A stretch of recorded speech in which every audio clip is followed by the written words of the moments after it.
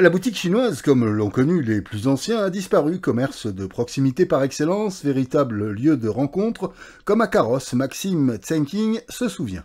C'était les petits commerçants de proximité. Et il y avait toute la population de Carrosse qui venait chez mes parents. Et il y avait chacun le carnet. Et quand ils prenaient un truc, ils notaient dans le carnet. Et mes parents notaient dans le carnet ici.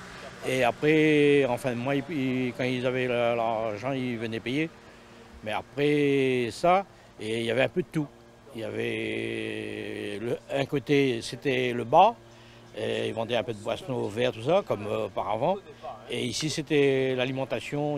On trouvait un peu de tout chez eux. Monsieur Shanfan, passionné d'histoire, a décidé d'entreprendre un long et fastidieux travail de recensement de ces boutiques. Nos boutiques chinoises, autrefois, avaient un rôle primordial dans les quartiers. C'était à la fois une banque, un lien social.